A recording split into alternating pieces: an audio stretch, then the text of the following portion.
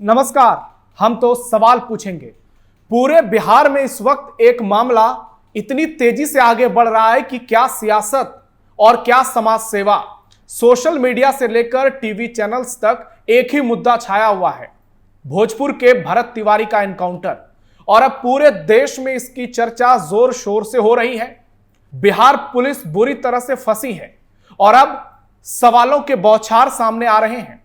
आज भरत तिवारी के गांव बिलौटी में महापंचायत का आयोजन किया गया। हजारों की संख्या में लोग पहुंचे, करनी सेना के लोग पहुंचे, तमाम पॉलिटिकल पार्टियों के नेता पहुंचे, लेकिन सबसे ज्यादा सुर्खियां किसी ने बटोरी तो वो जनसुराज के संस्थापक प्रशांत किशोर रहे। प्रशांत किशोर ने इस मौके पर सरकार पर बड़ा हमला बोला और कहा कि कार्रवाई उन लोगों पर भी होनी चाहिए जिन्होंने गोली चलाने का आदेश दिया। एक बार आपको प्रशांत किशोर का बयान सुनाते हैं। अगर 15 दिन के अंदर इनको न्याय नहीं मिला तो हम लोग सम्राट चौधरी से मिलने उनके घर जाएंगे, पटना जाएंगे, जरूरत पड़ी तो उनका घेराव करेंगे। एक तरफ प्रशांत किशोर का बयान सामने आया है, पूरी शिद्दत से वो पीड़ित परिवार के साथ लगे हुए नजर आ रहे हैं। दूसरी तरफ इस मामले में राजनीति भी गरमा रही है। पूर्णिया से सांसद पप्पू यादव ने सरकार पर बड़ा हमला बोला और कहा है कि बड़ी मछली को बचाने की कोशिश चल रही है। बयानबाजी का दौर थमता हुआ नजर नहीं आ रहा है। इसी बीच बागेश्वर पीठाधीश्वर पंडित धीरेन्द्र कृष्ण शास्त्री की भी एंट्री हो गई, क्योंकि भरत तिवारी एक सनातनी हिंदू के तौर पर उनकी पहचान थी और धीरेन्द्र शास्त्री ने इस मामले में कहा है कि वो पीड़ित परिवार से उनके घर पर जाके मुलाकात करेंगे। जरा बयान सुनिए। उस परिवार को भी हम आशीर्वाद देते हैं, भरत तिवारी के परिवार को भी आशीर्वाद देते हैं और उनके परिवार को भविष्य में हम मिलेंगे भी, भगवान ने चाहा तो। एक एक करके इस मामले में सभी की एंट्री होती जा रही है। धीरेन्द्र शास्त्री के बाद अनिरुद्धाचार्य का भी बयान सामने आया है। बीजेपी, जेडीयू और आरजेडी के बीच घमासान चल रहा है। बीजेपी की तरफ से कई बड़े मंत्री, कई बड़े नेता खुलकर मैदान में आ गए हैं और सीधे तौर पर पुलिस प्रशासन पर सवाल उठा रहे हैं। और जेडीयू की तरफ से तो अशोक चौधरी ने खुलेआम मोर्चा खोल दिया है और ऐलान कर दिया है कि यदि कोई केस नहीं लड़ेगा तो वो सुप्रीम कोर्ट में जाकर केस लड़ेंगे। वहीं इस बार तेजस्वी यादव ने भी बीजेपी जेडीयू सरकार पर जोरदार हमला बोला है और अब जनसुराज पूरी ताकत के साथ मैदान में कूद गई है। यानी हर तरफ से यह मामला गर्माता हुआ जा रहा है। और जिस तरीके से भरत तिवारी के समर्थन में उनके घर पर जन सैलाब उमड़ रहा है, उनके गांव में भारी संख्या में लोग पहुंच रहे हैं। पवन सिंह की पत्नी ज्योति सिंह भी पहुंची और सोशल मीडिया पर जो जन समर्थन नजर आ रहा है उससे बहुत सारे लोग अब सीधे तौर पर पुलिस पर सवाल उठा रहे हैं, सम्राट चौधरी सरकार पर सवाल उठा रहे हैं और आज इसी मुद्दे पर हम चर्चा करेंगे। ऐसे में आज के डिबेट का सवाल, भरत तिवारी एनकाउंटर पर नहीं थम रहा बवाल, सम्राट सरकार पर गंभीर सवाल। और दूसरा सवाल, बिहार पुलिस पर बड़ी आफत, भोजपुर से क्या बदल जाएगी बिहार की सियासत। आज के इस चर्चा में मेरे साथ पूर्व आईपीएस उमेश प्रताप सिंह जी जुड़े हुए हैं, सीनियर जर्नलिस्ट अरुणेश द्विवेदी जी जुड़े हुए हैं, राजनीतिक विश्लेषक विनम्र सेन जी जुड़े हुए हैं, जनसुराज के राष्ट्रीय प्रवक्ता कुमार सौरभ जी जुड़े हुए हैं और लोजपा रामविलास से संगीता तिवारी जी जुड़ी हुई हैं। तो सबसे पहले मैं संगीता तिवारी जी आपके पास ही आता हूं। इस पूरे मामले में सरकार जिस तरह से पिछड़ती हुई नजर आ रही है और सवालों के घेरे में है, हालांकि कुछ एक्शन जरूर नजर आए हैं, लेकिन क्या सम्राट चौधरी की एनकाउंटर पॉलिसी उन पर ही बैकफायर कर गई है और अब आप लोगों को जवाब देना बहुत मुश्किल लग रहा है? नहीं, देखिए निवेंदु जी, जिस तरह से जो भरत मामला सामने आया है और जो सोशल मीडिया पे भरत तिवारी जी का जो मामला लगातार आज 5 दिनों से चल रहा है, वो बहुत ही दुखद घटना है और निंदनीय घटना है। लेकिन सम्राट जी ने, बिहार के मुख्यमंत्री जी ने जो आदेश तुरंत जारी किया वो स्वागत योग्य है।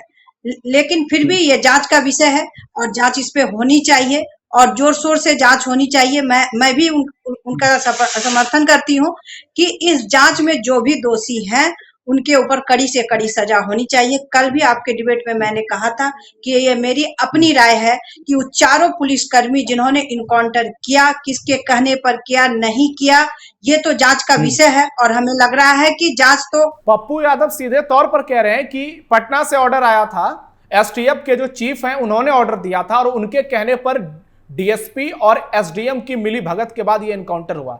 यानी सीधे तौर पर पुलिस के बड़े अधिकारियों पर सवाल उठ रहे हैं। अगर जैसा आप कह रहे हैं कि उनको ऑर्डर आया था, दिया गया था, तो ये तो जांच का विषय है और जांच में अगर सामने आ जाएगा तो अगर जो ऑर्डर दिए वो भी अपराधी होंगे और जिन्होंने इस ऑर्डर को माना वो तो अपराधी हैं ही, या जो गोली 4 पुलिस वालों ने चलाया है वो तो अपराधी हैं ही है। मैंने कल भी आपके डिबेट में कहा था कि उन चारों को फांसी की सजा होनी चाहिए, तभी जो है ये सचमुच में भरत जी को श्रद्धांजलि मिलेगी, क्योंकि भरत जी एक समाज सेवी थे, एक समाज सेवी लड़का थे, वो देश का सेवा करते थे और सिस्टम के खिलाफ वो लड़ाई लड़ रहे थे। मैं एक परिचय आपको अपना और भी दे दूं, मैं वायुसेना की पत्नी हूँ, रिटायर्ड वायुसेना की मैं पत्नी हूँ। ईमानदारी क्या होता है और ईमानदारी से किस तरह लड़ा जाता है और क्या परेशानी आती है, ये हम लोग बेखूबी जानते हैं। आज भले ही मैं पॉलिटिक्स में हूँ, लेकिन समाज सेवा आज भी मैं कर रही हूँ, कल भी मैं करती थी, लेकिन जो ये हुआ है उस पर एकदम जांच होना चाहिए, निष्पक्ष जांच होनी चाहिए, चारों पुलिस वालों को फांसी की सजा होनी चाहिए। चलिए ठीक है, ये आपकी निजी मांग है। हालांकि चिराग पासवान का अभी तक कोई बड़ा बयान सामने नहीं आया, लेकिन आज उनके गांव में श्रद्धांजलि सभा का आयोजन किया गया और कुमार सौरभ जी वहीं से वापस हो रहे हैं, वो रास्ते में ही हैं इस वक्त, और जनसुराज के मुखिया प्रशांत किशोर भी वहां पहुंचे थे। तो क्या सौरभ जी, जिस तरीके से यह मामला बढ़ता जा रहा है, आप लोग किस तरीके से इसे देखते हैं? क्या निश्चित तौर पर सरकार फंसती हुई नजर आ रही है?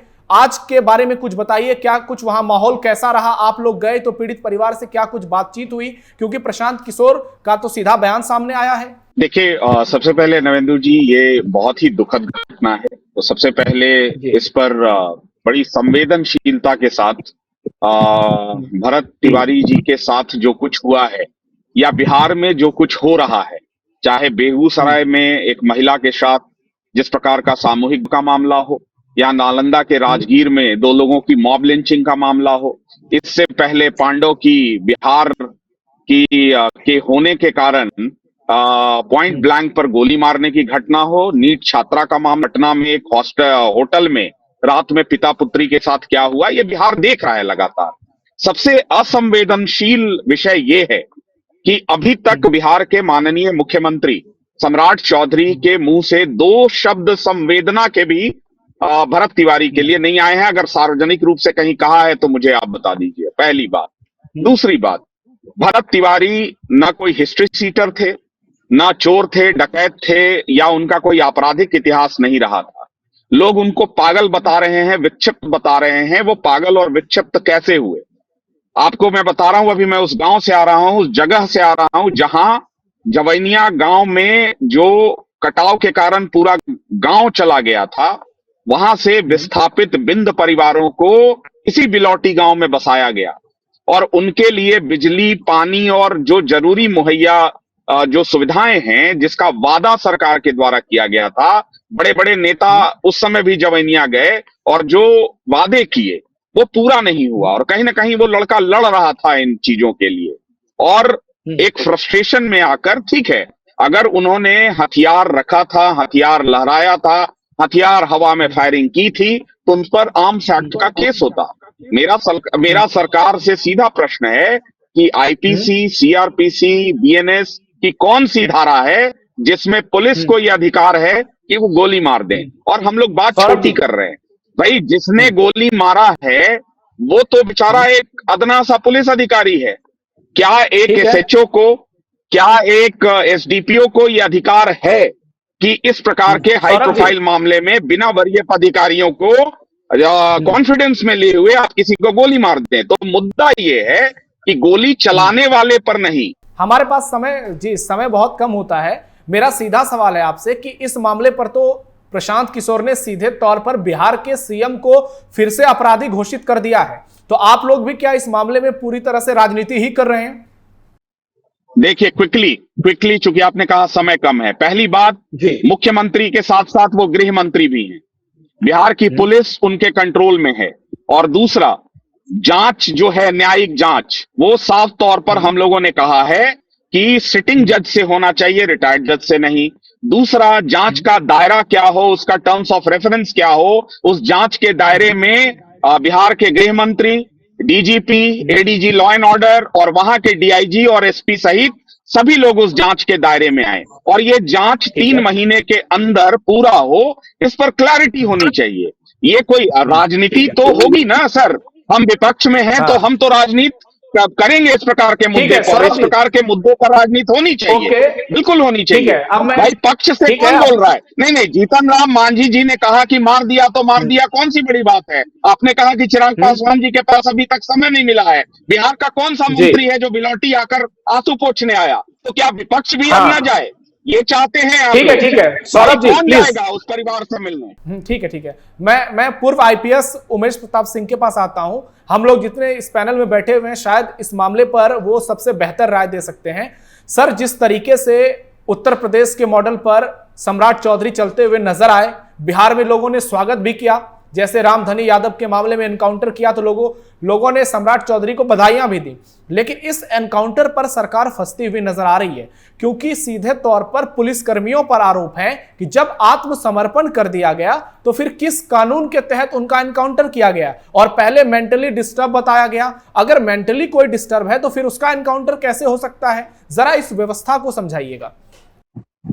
जी, पहले मैं आपको ये बता दूं कि जो ये शब्द एनकाउंटर का इस्तेमाल हो रहा है, ये बेसिक शब्द ही आप गलत इस्तेमाल कर रहे हैं। ये तो हत्या की गई है, एनकाउंटर कहाँ है? ये एनकाउंटर में होता है दो लोग, दो पक्ष होते हैं जिनमें गोलियां चलती हैं, दोनों एक दूसरे पर गोली चलाते हैं और एक आदमी की गोली दूसरे को लग जाती है, दूसरा कोई बच जाता है या एक मुठभेड़ में मारा जाता है, उसे मुठभेड़ बोलते हैं। यहाँ तो एक पक्षी कार्रवाई है, हत्या का मामला है। तो पहली बात तो जो एनकाउंटर शब्द का इस्तेमाल हो रहा है, नहीं, पुलिस अगर किसी को मारती है तो एनकाउंटर थोड़ा ना होता है। अगर पुलिस भी किसी को गोली मारेगी बिना कारण के तो हत्या ही का अभियोग दर्ज होगा। तो पहली बात, हत्या का शब्द प्रयोग होना चाहिए, दूसरा इसमें अभियोग दर्ज होना चाहिए और तब उसके बाद से मजिस्ट्रेट इंक्वायरी होनी चाहिए। तो जितने भी दोषी हैं उनके बयान लिए जाने चाहिए और इसका दायरा जैसे कि भी बताया गया कि कौन कौन शामिल हो, ये तो जांच का विषय है। लेकिन मेरा खाली पहला बेसिक इशू है ये कि एनकाउंटर ना होकर के हत्या का मामला है। और अगर कोई समाज सेवी इस तरह का कार्य कर रहा था, उसके पास कोई आपराधिक वस्तु पाई गई, दूसरी तरफ उसको मेंटली डिस्टर्ब भी बताया जा रहा है, तो मुझे तो नहीं लग रहा कि इसमें एनकाउंटर का कोई मामला बनता है। सर, एक सवाल और भी है आपसे कि जिस तरह से उत्तर प्रदेश में एनकाउंटर का मामला बहुत बेहतर तरीके से पुलिस ने उसको हैंडल किया है, हालांकि सुप्रीम कोर्ट की ओर से टिप्पणी भी की गई है, लेकिन अब सवाल ये उठ रहे हैं कि बिहार पुलिस को यूपी पुलिस की तरह पहले ट्रेनिंग लेने की जरूरत है और ऐसे मामले को कैसे निपटाया जाए, इस पर पुलिस ने ध्यान नहीं दिया और सिर्फ लाइमलाइट में बने रहने के चक्कर में जानबूझकर एनकाउंटर कर दिया। नहीं, देखिए, फिर वही यूपी पुलिस की अगर तुलना आप बिहार पुलिस से करेंगे तो ये उचित नहीं होगा। दूसरे, एनकाउंटर के मामले में कोई ट्रेनिंग की जरूरत नहीं होती है। एनकाउंटर तो ऐसा है कि हम लड़े, आपने मुझ पर प्रहार किया, मैंने उस प्रहार का बचाव किया और बदले में मैंने भी कोई जवाबी कार्रवाई की जिसमें आपकी मृत्यु कारित हो जाती है, तो वो एनकाउंटर कहलाता है। इसके लिए किसी स्पेशल ट्रेनिंग की जरूरत नहीं है। हाँ, अपनी सुरक्षा करना पुलिस वाले को आना चाहिए। और यदि पुलिस और ट्रेंड है तो यदि कोई मानसिक रूप से विक्षिप्त है या काम करते करते समाज के लिए सेवा भाव से करते करते अगर कोई उस पर आरोप प्रत्यारोप लगा रहा है और उसका मानसिक संतुलन बिगड़ जाता है, तो पुलिस का दायित्व तो और बढ़ जाता है कि ऐसे व्यक्ति को बहुत संभाल करके हैंडल करे, बहुत ही अच्छे से हैंडल करे, ना कि उसको जाकर के गोली मार दे। तो जहां तक यूपी पुलिस की बात है, एनकाउंटर स्पेशलिस्ट अगर आप कह रहे हैं तो अलग बात है कि यूपी पुलिस कैसे एनकाउंटर्स को हैंडल करती है। लेकिन जहां तक हत्या का सवाल है, वो चाहे यूपी पुलिस हो चाहे बिहार पुलिस हो, हत्या तो हत्या है, वो सभी पे समान रूप से लागू होगा। जी सर, आपको बता दें, दर्शकों को भी बता दें कि इस मामले में डीएसपी, एसएचओ समेत 7 लोगों पर एफआईआर दर्ज हो गई है और भरत तिवारी के माताजी का यह बयान है कि पुलिस ने पहले 3 गोलियां चलाई, उसके बाद उनकी जान नहीं गई तो उनको जबरदस्ती अपने साथ लेके गए और रास्ते में 2 गोली मारी और उसमें से 1 गोली उनके प्राइवेट पार्ट में मारी गई। तो यह पुलिस की कौन सी मानसिकता दर्शाती है कि आप इस तरीके से किसी का एनकाउंटर करेंगे और वो भी पूरा फर्जी तरीका? बहुत ही जघन्य है, बहुत ही ये दयनीय दशा है वहां की पुलिस की जो इस तरह से अगर कर रही है। तो एक तो मुझे लग रहा है कि कोई व्यक्तिगत रूप से उनसे आहत था जिसने इस तरह का कृत्य किया है। पुलिस के कोई दुश्मन तो थे नहीं, वो तो सामाजिक कार्य कर रहे थे, लोगों का भला कर रहे थे, और जिन लोगों को जो चीज मुहैया नहीं हो रही थी उसके लिए वो आंदोलन कर रहे थे, आग्रह कर रहे थे। तो ऐसे में पुलिस ने उनको अपना दुश्मन क्यों बना लिया, ये सोचने की बात है कि क्या वाकई पुलिस के दुश्मन थे या कहीं और से वो गाइडेड थे, कहीं और से उनको बताया गया था कि ये करना है। तो ये जांच का विषय है, इसमें जांच कायदे से होनी चाहिए, और मेरा ही मानना है कि कोई बाह्य एजेंसी अगर करे बजाय वहां की पुलिस के, तो ये ज्यादा उचित होगा और उसको न्याय मिल पाएगा। नहीं तो पता लगा कि ऐसे कोई भी फिर साहस ही नहीं कर पाएगा। ये तो डेमोक्रेसी का अंत होकर के ये तो राजतंत्र हो जाएगा, तानाशाही हो जाएगी। आपको जो मन में आया, आपके खिलाफ जो बोल रहा है उससे आप उठा करके मार दीजिए। ये तो बड़ी विडंबना है। ठीक है सर, निश्चित तौर पर पप्पू यादव ने शायद इसलिए बयान दिया है कि बड़ी मछली को पकड़ने की जरूरत है। अरुणेश द्विवेदी जी आपके पास आते हैं, भरत तिवारी को लेकर बहुत सारे खुलासे हो रहे हैं, और जिस तरीके से दलित तबके के, ओबीसी तबके के लोग जो उनकी जाति के नहीं है, क्योंकि जीतन राम मांझी कह रहे हैं कि इस एनकाउंटर पर जो सवाल उठा रहे हैं वो लोग जातिवाद की राजनीति कर रहे हैं, यानी जो भरत तिवारी का समर्थन कर रहे हैं वो लोग जातिवाद कर रहे हैं। तो ऐसे में सवाल ये उठता है कि भरत तिवारी ने जिस तरीके से सिस्टम से लोहा लिया, सिस्टम की पोल खोली, प्रशासन की पोल खोली और गांव में गरीबों के लिए सुविधा मुहैया करने की हिमाकत की, क्या उसकी सजा उन्हें मिली है? हाँ, देखिए ऐसा है नवेंदु की सिस्टम से टक्कर ले पाना सच में मुश्किल से मुश्किल, बल्कि यूं कहें कि नामुमकिन सा होता जा रहा है। क्योंकि आप ये देखिए कि सिस्टम वही है, सरकारें बदल जाती हैं, पुलिस वाले वही है, डीएसपी, आईजी, डीआईजी जितने भी होते हैं ये सब लोग वही रहते हैं। सरकार बीजेपी की है, आरजेडी की है, कांग्रेस की है, किसी भी पार्टी की है। शासन हर 5 साल में बदलता है, जनता जो चाहती है, प्रशासन के लोग वही रहते हैं। और पुलिस प्रशासन के लोग जिस तरह से असंवेदनशील दिनों दिन होते जा रहे हैं, चाहे वो यूपी की हो, बिहार की हो या देश के अन्य राज्यों के हो, इस मामले को लेकर के भरत तिवारी जो ये हत्या का केस है वो बिल्कुल सही कह रहे थे, तो मैं उनकी बात से सहमत हूँ। अब इसे हत्या का केस कहिए, एनकाउंटर केस सही है, लेकिन इसके बहाने से हमारे समाज में, हमारे सरकार में, शासन प्रशासन में गंभीर चिंतन की जरूरत है। क्योंकि ये बात सच है कि एनकाउंटर हर मामले पे नहीं किया जाता है। और अगर हम 17 जून को जो ये एफआईआर हुई उसमें अगर आप ध्यान दीजिए कि जब पुलिस ने उनको मार दिया तो उनके शव को लेकर के वहां पर प्रदर्शन किया जा रहा था, रोड जाम हुआ, उसमें उनके पिता काशीनाथ तिवारी और उनका छोटा भाई है चंदन तिवारी।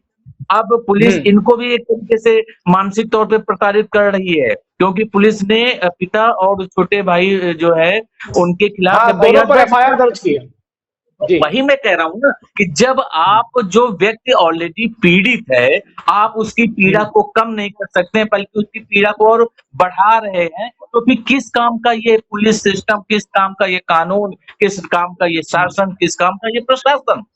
शासन की जो बात मैं इसलिए कर रहा हूँ कि बिल्कुल सही बात है कि सम्राट चौधरी मुख्यमंत्री के साथ साथ गृह मंत्री भी है। अरे मैं कहता हूँ गृह मंत्री ना भी होते तो भी वो बिहार की सरकार की मुखिया है, क्या उनकी जिम्मेदारी नहीं बनती है? और समस्या के मूल पर जाइए। आप क्या है ना कि हम लोग अब सारी जो डिबेट हो रही है वो सिर्फ ये हो रही है कि पुलिस ने गलत किया, और जिस भी पुलिस अधिकारी ने गोली मारी उसने जरूर ऊपर के अधिकारियों को भरोसे में लिया होगा या ऊपर से उसको आदेश आया होगा, इसलिए ये सब तो घटनाक्रम है।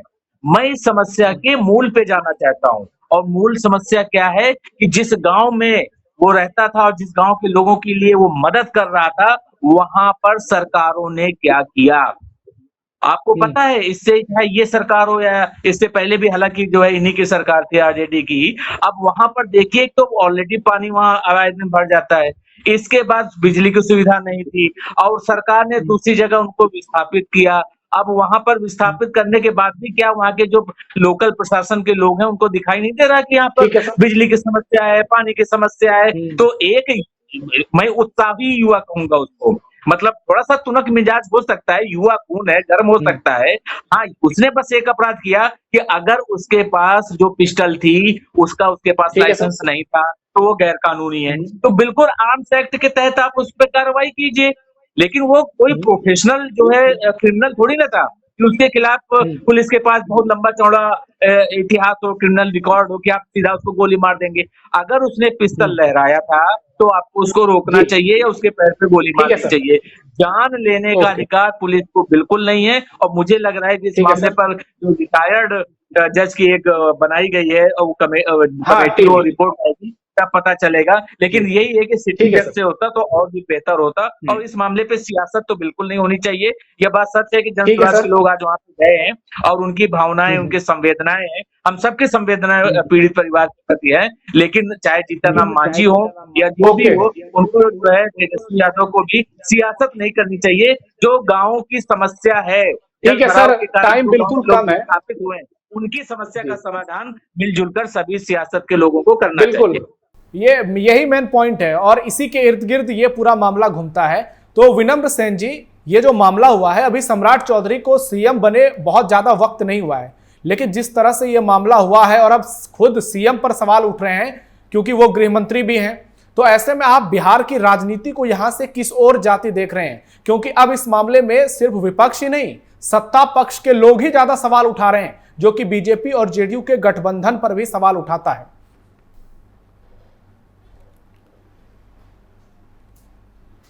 जी विनम्र जी, आवाज आ रही है? ओके ठीक है। संगीता जी, एक 10 सेकंड में जवाब चाहूंगा कि जो सवाल मैंने विनम्र जी से किया उसी सवाल का आप जवाब दीजिएगा कि आपके गठबंधन पर तो आंच नहीं आएगी, क्योंकि अशोक चौधरी ने सीधे तौर पर कहा है कि कोई भी हो उसको छोड़ा नहीं जाएगा। पुलिस प्रशासन और जेडीयू का रवैया जो है वो बीजेपी के थोड़े खिलाफ जाता हुआ दिख रहा है, क्योंकि नीतीश कुमार ने हमेशा कहा है कि वो एनकाउंटर का समर्थन नहीं करते हैं और उनके पुराने वीडियोस वायरल हो रहे हैं। तो कहीं गठबंधन तो इस मामले में आफत में नहीं फंसेगी, क्योंकि आगे चलकर अभी यह मामला और बड़ा होगा? नहीं, मैं आपके चैनल के माध्यम से कहना चाहूंगी कि ये कहीं पर भी गठबंधन की कोई बात यहाँ पे सामने नवनंदू जी नहीं आनी चाहिए। इसलिए क्योंकि इतने इतने बड़े बड़े नेता और इतने बड़े लोग अगर आप गठबंधन का हिस्सा हैं और गठबंधन में ऐसी घटनाएं इतनी बड़ी घटनाएं हो जाती है तो उस पे बोलना जायज होता है। हमेशा से हमारे राष्ट्रीय अध्यक्ष चिराग पासवान जी गठबंधन का हिस्सा रहे, उसके बावजूद में बिहार में कोई ऐसी घटनाएं हुई तो उन्होंने उस पे बोलने का कार्य किया है। तो हमें नहीं लग रहा है। समय बिल्कुल कम है जी, 10 सेकंड में एक जवाब सौरभ जी से चाहूंगा कि सौरभ जी, आप लोग वहां पर गए थे, क्या आप लोगों की तरफ से भी कुछ ऐलान किया गया? क्योंकि बहुत सारे लोग हैं जो पीड़ित परिवार को मदद कर रहे हैं। तो प्रशांत किशोर के बारे में सोशल मीडिया पर खबरें चल रही है कि प्रशांत किशोर परिवार की जिम्मेदारी उठाने को तैयार है, क्या यह खबर सही है?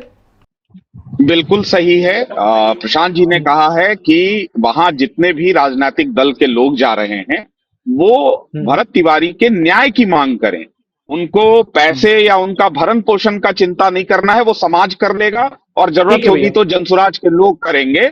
एक आखिरी बात है कि भाई देखो, दुखद घटना हो गई है, बिल्कुल ये हत्या है और इसकी जांच में किसी प्रकार की कोताही नहीं बरती जानी चाहिए। ये जघन्य हत्या है, ये कहीं से एनकाउंटर, हाफ एनकाउंटर, बिल्कुल इसको कहना गलत होगा। In fact ADG law and order ने मुठभेड़ शब्द का यूज किया था, वो अत्यंत आपत्तिजनक है अपने प्रेस कॉन्फ्रेंस में। और इसकी 15 हम लोगों ने कहा है कि 15 दिन में सम्राट चौधरी का घेराव करेंगे अगर इस पर मांगे पूरी नहीं हुई तो। ठीक है, ओके बिल्कुल। उमेश प्रताप सिंह जी, एक आखिरी सवाल आपसे है कि इस मामले में जो अब पुलिस पर हत्या के तहत आरोप दर्ज किए गए हैं, तो अधिकतम सजा क्या हो सकती है अगर इस मामले में सारे पुलिस वाले दोषी पाए जाते हैं तो? क्योंकि हमने देखा था 2020-21 का मामला था हैदराबाद में, डॉक्टर दिशा के मामले में पुलिस ने एनकाउंटर किया था, सुप्रीम कोर्ट से सजा सुनाई गई थी और अभी भी शायद बहुत सारे लोग उसमें जेल में हैं। जी बिल्कुल, आप सही समझ रहे हैं। पुलिस अपने कर्तव्य के निर्वहन में अगर पाई जाती है कि उसने कर्तव्य के निर्वहन में कोई कार्य किया है तो वो उस एंगल से देखा जाएगा। लेकिन यहाँ पे अगर ये प्रमाणित हो जाता है कि पुलिस ने हत्या की है तो जो आम अपराधी की सजा है वही उनकी भी सजा होगी, चाहे आजीवन कारावास चाहे फांसी। जो भी जुडिशरी देना चाहेगी, जो भी उससे न्यायोचित लगेगा उस तरह से दे सकती है। ठीक है सर। अरुणेश जी, एक प्लीज क्लोजिंग कमेंट चाहूंगा आपसे।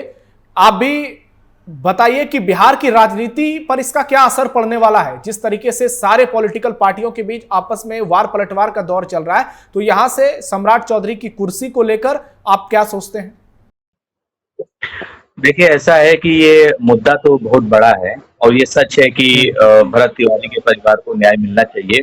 भरत तिवारी एक उत्साही युवा था, समाज के लिए अच्छा कार्य कर रहा था, 3 बार उसने फेसबुक लाइव किया है। तो अब जाहिर सी बात है कि अगर युवा है वो समाज के लिए अच्छा काम कर रहे हैं, अगर पुलिस उनको ही प्रताड़ित करेगी, उनकी जान ले लेगी, तो ये बहुत ही दुर्भाग्यपूर्ण है और ऐसे पुलिस वालों पर मुझे लगता है सख्त कार्रवाई होगी। और रही बात आपका सवाल की सियासी समीकरण किस तरह से बदलेंगे, तो बीजेपी को आपको पता है ना कि यहाँ पर ये कहा जाता है कि इतना बड़ा नीट का मामला हुआ था और हम उनका जो शिक्षा मंत्री का इस्तीफा ले लेंगे, दबाव बनाया गया, कुछ नहीं हुआ। तो इसलिए मुझे भी नहीं लगता कि जो सम्राट चौधरी की कुर्सी पर कोई आंच आएगी, वो बने रहेंगे। हाँ। अगर इस तरह के बहुत सारे मामले हो जाएंगे तो ऐसा हो सकता है, लेकिन हाँ ये है कि कहीं ना कहीं सम्राट चौधरी की जो विश्वसनीयता है, जो लोकप्रियता है, उस पर प्रश्न चिन्ह लगेंगे और जो बिहार के लोग हैं वो कहीं ना कहीं जो है बीजेपी को मतलब पसंद नहीं करेंगे और उसका फायदा विपक्षी दल चाहे धनसुराज हो चाहे वो तेजस्वी यादव हो, ये उठाने की कोशिश करेंगे। लेकिन फिलहाल मुझे ऐसा नहीं लगता कि जो है अमित शाह और नरेंद्र मोदी जी मिलकर के सम्राट चौधरी को केवल इस मामले की वजह से कुर्सी से हटा देंगे। ओके। आप सब हमारे साथ इस डिबेट में जुड़े, इसके लिए आप सबका बहुत बहुत धन्यवाद। खासतौर पर उमेश प्रताप सिंह जी, आपका विशेष आभार।